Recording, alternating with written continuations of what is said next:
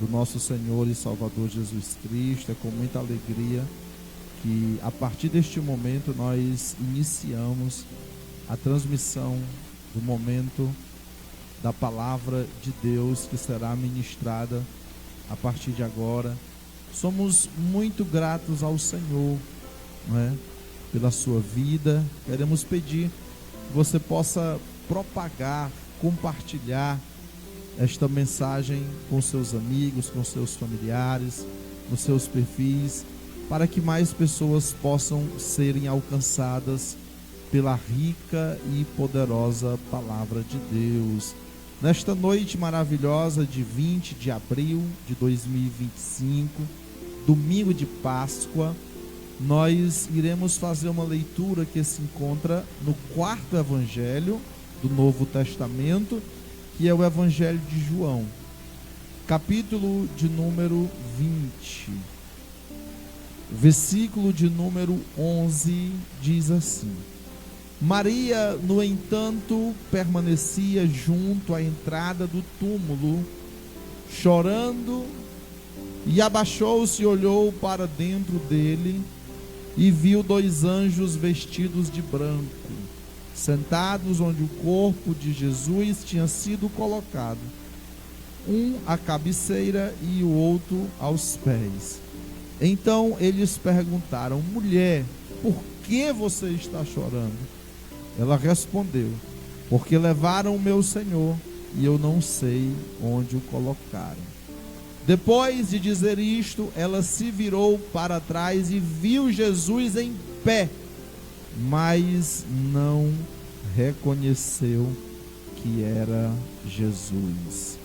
Obrigado, Senhor, por esta palavra maravilhosa, pelo registro deste momento histórico tão importante, principalmente para nós cristãos que cremos em Ti, que acreditamos na Tua palavra, que cremos que a Bíblia Sagrada é a fiel Escritura para nos conduzir, para nos orientar, meu Deus, para que venhamos a alcançar a salvação e a vida eterna. Podem sentar os irmãos que estão aqui conosco, na nossa igreja. Queridos, nesta noite eu quero ministrar o seguinte tema: as lições, não é, que aprendemos com a ressurreição de Jesus. Escuta bem. Jesus teve um ministério que podemos dizer que foi curto pela quantidade de tempo, que foram apenas 3 anos e meio, desde o momento lá do primeiro milagre em Caná da Galileia, até o texto que nós lemos da sua ressurreição. Apesar do pouco tempo, mas esses 3 anos e meio, eles foram muito intensos, porque Jesus praticamente anunciava a palavra de Deus nos 3 turnos: manhã, tarde e noite, né? Desde que as pessoas tomaram conhecimento que Jesus operava milagres, que as multidões passaram a segui-lo.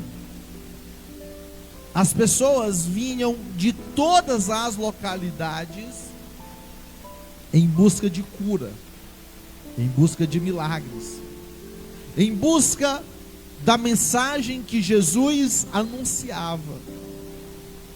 E por que isso? Porque essa mensagem, ela falava diretamente ao coração.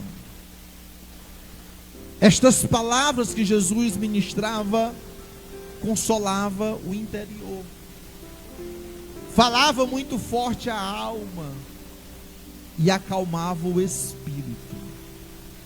Verdadeiramente essas pessoas nunca tinham ouvido tais palavras,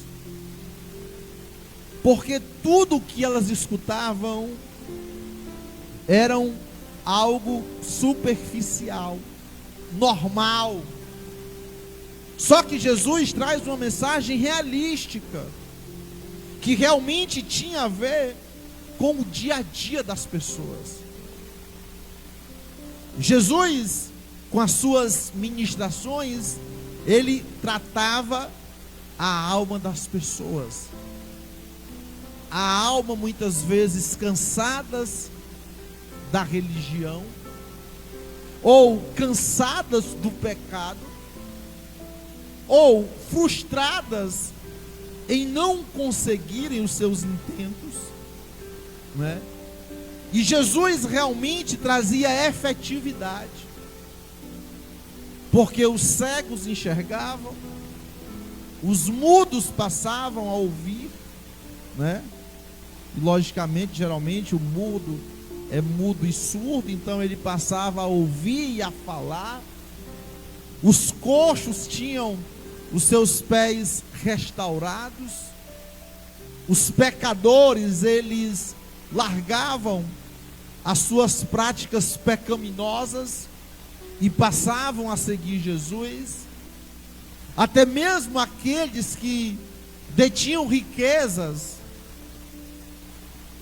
eles largavam a sua prática abusiva ou a sua prática de explorar o próximo, deixavam para seguir Jesus. Então, ir em busca de Jesus era como se fosse uma atração na cidade. Imagine aí um cantor muito famoso fazendo show de graça.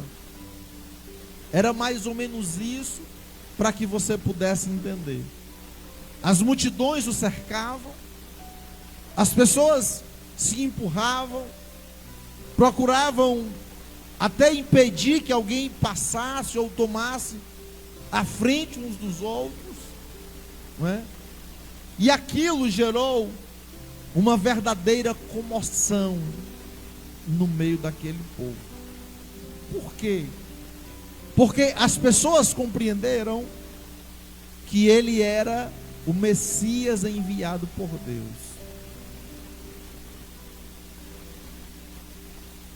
Aquele que tinha vindo para salvar a humanidade do pecado, das tentações. E a sua fama se espalhava por todos os lugares. As autoridades da época, como ele trazia alívio às pessoas, de como as pessoas daquela cidade e das cidades vizinhas estavam encontrando cura, paz, tranquilidade. Os espíritos malignos que à época muito atormentavam aquelas pessoas, quando Jesus chegava, estes espíritos iam embora. Eles tinham tanto temor de Jesus, que quando Jesus chegava naquele local, o espírito maligno já se manifestava. Que tenham contigo, Jesus, filho de Davi. E Jesus os repreendia, não é? Então, era uma jornada cansativa, não é? Desgastante, mas também gratificante, porque o povo estava sendo abençoado. Só que aí, queridos, tudo isso que eu falei do começo ao fim passou a incomodar os judeus, os saduceus, passou a incomodar os fariseus, os zelotes e a todos os grupos religiosos da época que você possa imaginar. Então, o que foi que eles fizeram? eles entre si, não é, maquinaram, planejaram a morte de Jesus. Por quê? Porque cada grupo religioso desse estava perdendo adeptos, membros. Essas pessoas largavam essas religiões que eu acabei de falar, esses grupos religiosos, e iam seguir Jesus.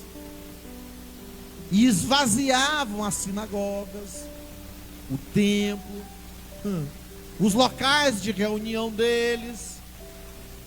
Inclusive os próprios integrantes deles iam em busca de Jesus. Um exemplo clássico desses é Nicodemos, é Jairo, não é?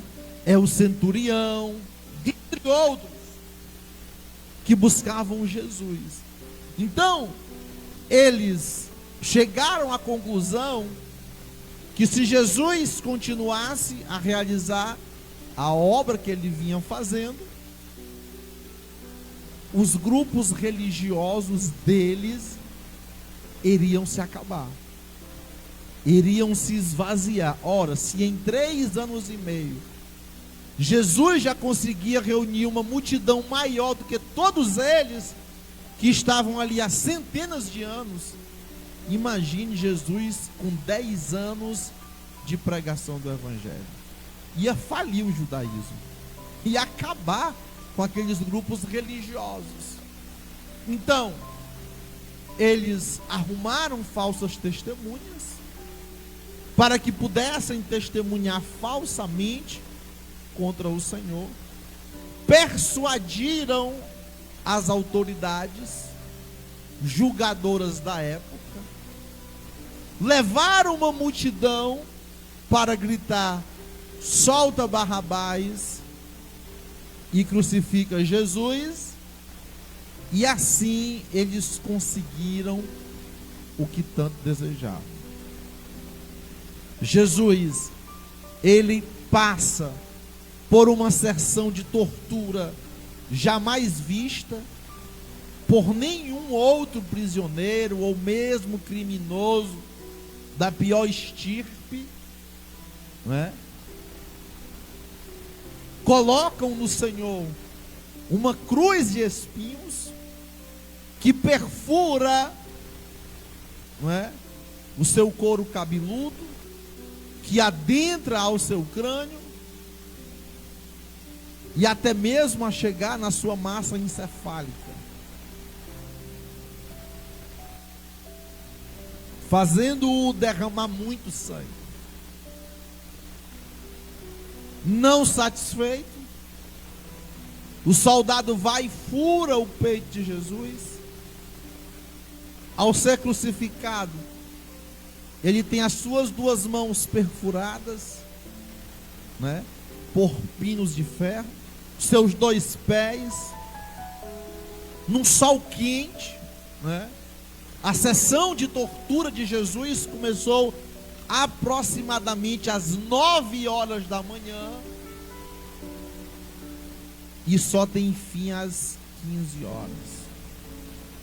Quando a Bíblia diz que Jesus diz: está consumado, o véu do templo é rasgado de alto a baixo, vários fenômenos naturais acontecem naquele momento. As pessoas reconhecem verdadeiramente ele era o Filho de Deus. Posteriormente a isso, ele é colocado em um sepulcro virgem, doado por José de Arimateia, senador na época, que não concordava com a crucificação, e ali é colocado o corpo de Jesus. E aí as mulheres, aquelas que serviam a Jesus, dentre elas Maria Madalena,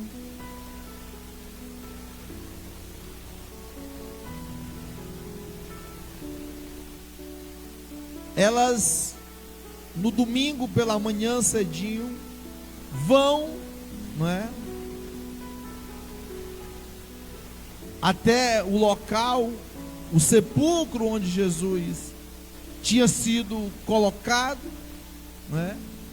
Quando Maria Madalena chega lá ainda de madrugada, viu que a pedra tinha sido removida, correu, foi até Pedro e outro discípulo, a quem Jesus amava, que era João, o evangelista que escreveu este evangelho,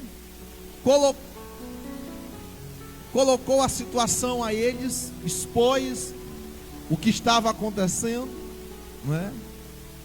Estes dois foram, não é, até o sepulcro, não é? Chegando lá, viram também os lençóis, não é? E aí, queridos, mas ainda não tinham compreendido o que estava acontecendo. Voltaram para casa. Maria Madalena, não conformada ainda, permanece junto à entrada do túmulo. Observe, queridos, que Maria estava crendo sem crer, não é? Ela não acreditava ainda que Jesus tinha ressuscitado, mas ela sabia que algo de anormal estava acontecendo, e é por isso que ela fica ali naquele lugar.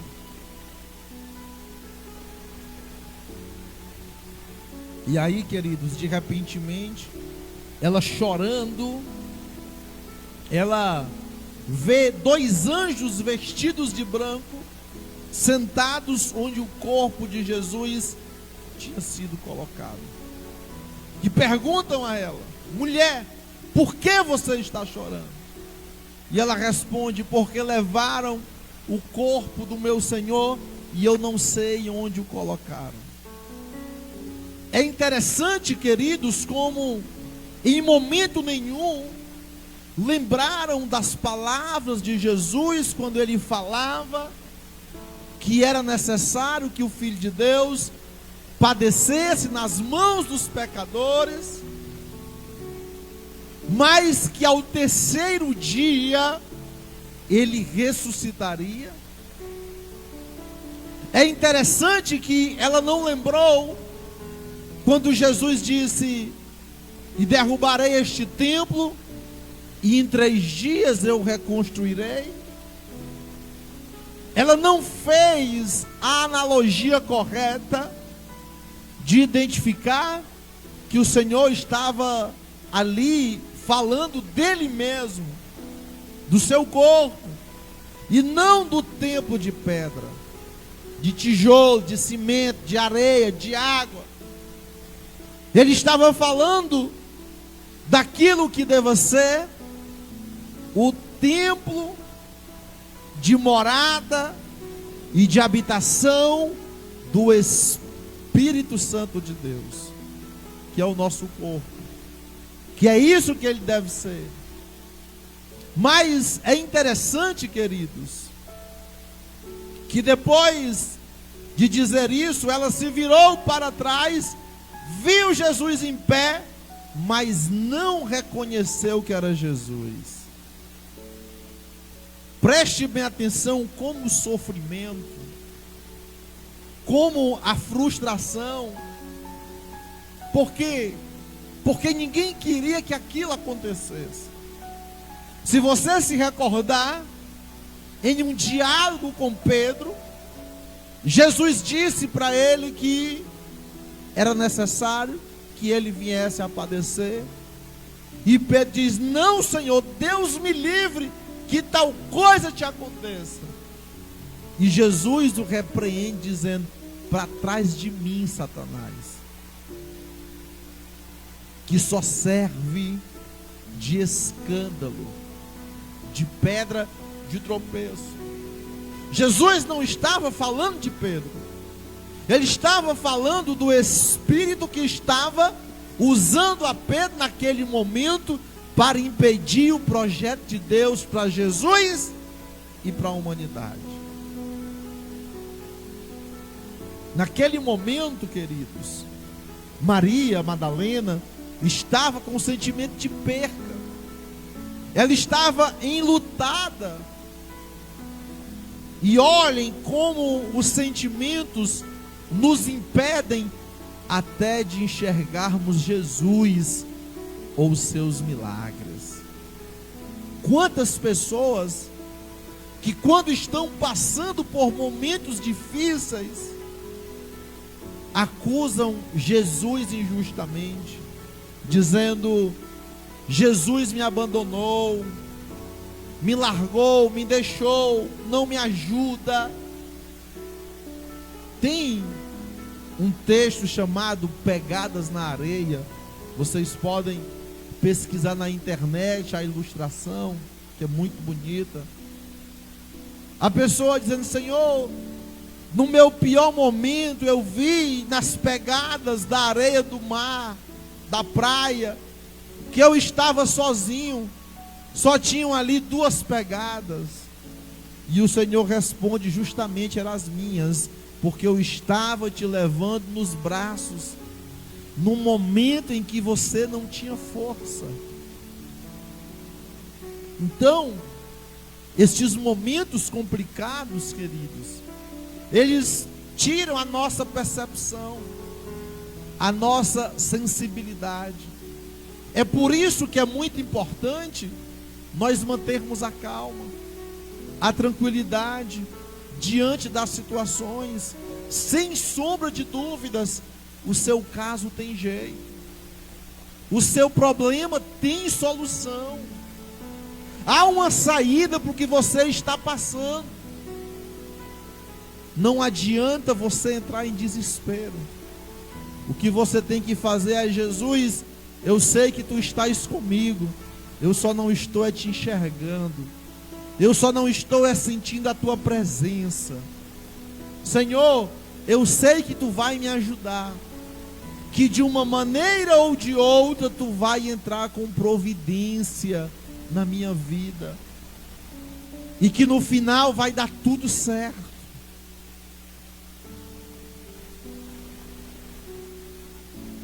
Jesus perguntou a ela: por que você está chorando? A quem você procura? E ela, pensando que fosse um jardineiro, respondeu: se o Senhor o tirou daqui, diga-me onde o colocou, que eu o levarei. E Jesus disse: Maria. E ela conheceu a voz dele, não é? E respondeu: mestre. Queridos, a coisa melhor do mundo é a gente conhecer a voz do nosso Senhor. É por isso que nós precisamos de paz de espírito, de tranquilidade, de calma, de paz. Sempre procure ser uma pessoa tranquila. Não deixe que o estresse tome conta da sua vida. Não deixe que os aborrecimentos tirem a tua paz. Não permita que as pessoas te tirem do sério. Não deixe que elas roubem a tua tranquilidade, a tua fé, a tua esperança. Você precisa estar bem para que você possa dar os passos necessários rumo à sua vitória, em busca da realização dos seus sonhos e dos seus projetos. Porque Deus, Ele não vai fazer tudo por você. Deus vai fazer a parte dele, mas você precisa fazer a sua. E Jesus disse: olha, não me detenha, porque eu ainda não subi para o meu Pai. Mas vá até os meus irmãos e diga a eles: subo para o meu Pai e o Pai de vocês, para o meu Deus e o Deus de vocês. Então Maria Madalena foi, anunciou aos apóstolos, dizendo: eu vi o Senhor e contou que Jesus lhe tinha dito essas coisas.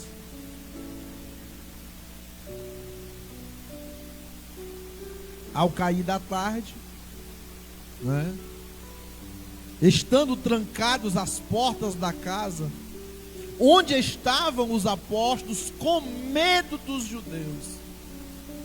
Queridos, não tinha mais motivo deles estarem com medo, já que Jesus já tinha ressuscitado. É preciso a gente colocar a nossa fé em ação. Tudo na teoria é fácil, inclusive a fé, não é? É muito fácil a gente com a boca dizer: à noite eu vou para a academia, eu vou malhar 1 hora, vou malhar 40 minutos, né, de musculação, e vou fazer 20 minutos de cardio. Você diz em 20 segundos, 30 segundos. Agora ir lá e fazer acontecer é totalmente diferente. A mesma coisa é a fé. É preciso que a gente tenha o esforço, a dedicação, o empenho e a coragem para a gente colocar nossa fé em ação, em prática, para a gente realmente fazer o que tem de ser feito.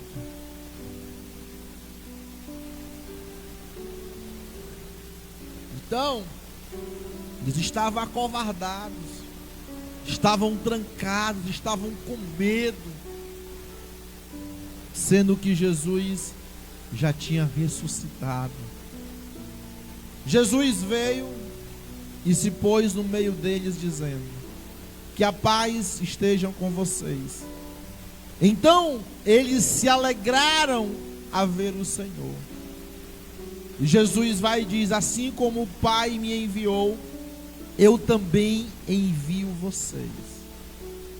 Aqui, queridos, Jesus estava dando uma missão importantíssima para os apóstolos, e que essa missão também chegou até nós. Que missão é essa? De continuarmos a anunciar o Evangelho de Jesus Cristo. E soprou eles e disse-lhes: recebam o Espírito Santo. Se de alguns vocês perdoarem os pecados, eles vão ser perdoados. Se os retiverem, serão retidos. E nos deu várias outras dádivas para que nós possamos fazer a sua obra: dom de cura, dom de revelação, dom de profecia, dom de visão, a capacidade de expulsar demônios, dentre outros. Tomé, um dos 12 apóstolos, não estava com eles quando Jesus veio. Então eles disseram a Tomé: nós vimos o Senhor, Ele esteve conosco, mas ele não acreditou. Ele ainda não tinha recebido o Espírito Santo. Observe que ele não estava lá no momento em que Jesus soprou o Espírito Santo sobre os apóstolos, né? Por isso que é importante, queridos, buscarmos o Espírito Santo, para que possamos receber o revestimento de poder, para que a nossa fé venha a ser confirmada e fortalecida. Passados 8 dias, os discípulos de Jesus estavam outra vez reunidos, e Tomé estava com eles, estando as portas trancadas. Observe que mesmo após verem Jesus, saberem que ele estava vivo, receberam o Espírito Santo, eles ainda estavam com as portas trancadas. Por quê?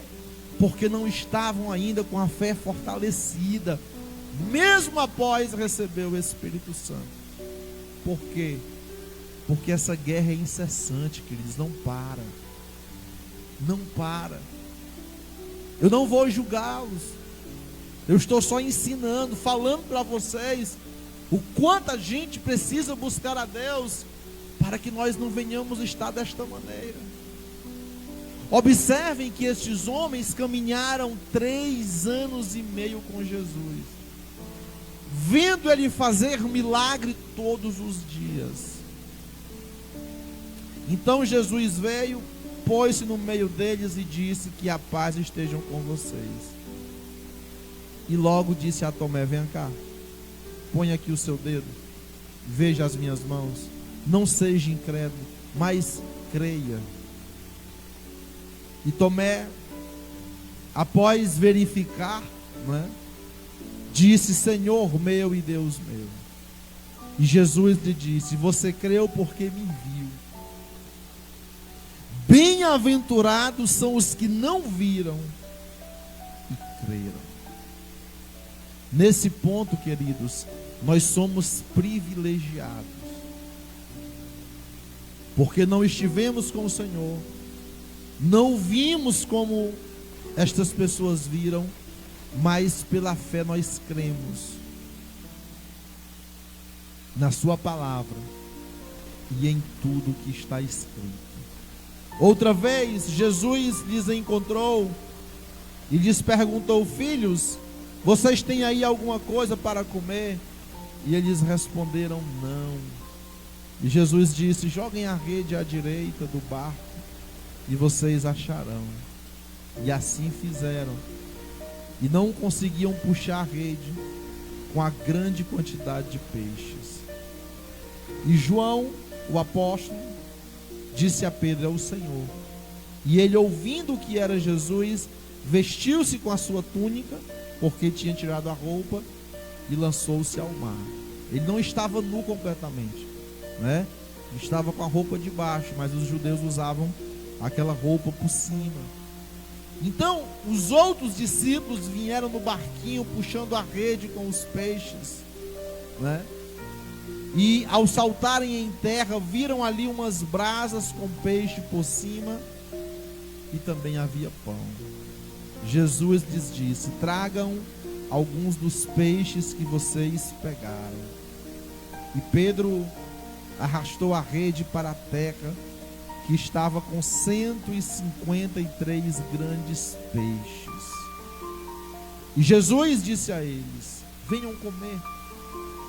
E nenhum deles ousavam perguntar quem era, porque sabiam que era o Senhor. Jesus veio, pegou o pão, deu a eles e depois fez a mesma coisa com o peixe. E esta já era a 3ª vez que Jesus se manifestava a eles, depois de ter ressuscitado. Depois de terem comido, Jesus perguntou a Pedro: você me ama mais do que a estes outros? Me amam? Ele respondeu: sim. O Senhor sabe que eu amo. E Jesus fez 3 afirmações para ele. Primeiro: apacenta os meus cordeiros. Segundo: pastorei as minhas ovelhas. Terceiro: apacente as minhas ovelhas. Essa missão também, ela recai sobre nós, Sempre vão existir pessoas para que a gente possa cuidar, orientar, ajudá-las na caminhada cristã, dizer para elas, ensinar para elas os primeiros passos, Assim como os mamíferos ensinam os seus filhotes. Por exemplo, a gatinha, a gata, ela vai ensinar os seus filhotes a caçar, a se defender,